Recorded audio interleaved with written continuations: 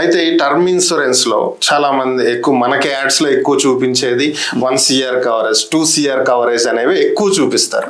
So ప్రతి వ్యక్తికి అంత కవరేజ్ వచ్చే అవకాశం ఉంటుందా, లేకపోతే ఈ కవరేజ్ కూడా ఏదైనా క్రైటీరియా ఉందా? ప్రతి వ్యక్తికి అంత కవరేజ్ అనేది వాళ్ళ ఎలిజిబిలిటీని బట్టే సార్. అది అదే ఆ ఎలిజిబిలిటీ ఏ పారామీటర్ బేస్ సార్? ఇప్పుడు వాళ్ళు యాడ్స్ లో మనకు చూపించేది కేవలము అట్రాక్ట్ చేయడం కోసము వాళ్ళు ఏం చూపిస్తారు, ఒక 25 years వ్యక్తిని దృష్టిలో పెట్టుకొని వాళ్ళ ప్రీమియంని క్యాలిక్యులేట్ చేసి నెలకి ఇంత అని చెప్పి లేదా పర్ డే ఇంత అని చెప్పేసి క్యాలిక్యులేట్ చేస్తారు.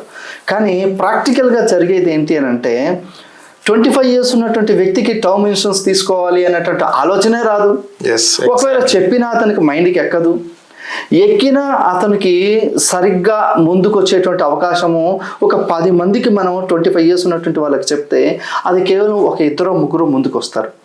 కానీ యాడ్స్లో మాత్రం మనకు 25 years లేదా బిలో 25 years ఉన్నటువంటి వాళ్ళకే క్యాలిక్యులేట్ చేసి నెలకి 490 రూపీస్ 570 రూపీస్ అని చెప్పి యాడ్స్ వేసి అట్రాక్ట్ చేస్తాడు. ఐ మీన్ కాల్స్ దీనికోసం అని చెప్పి కాల్ డేటా కోసం అని చెప్పేసి తీసుకుంటారే కానివ్వండి, అది వాస్తవం అయితే కాదు సార్. అది అన్ని ఏజ్ గ్రూపులకి ఆ ప్రీమియం సేమ్ ప్రీమియం అయితే ఉండదు సార్.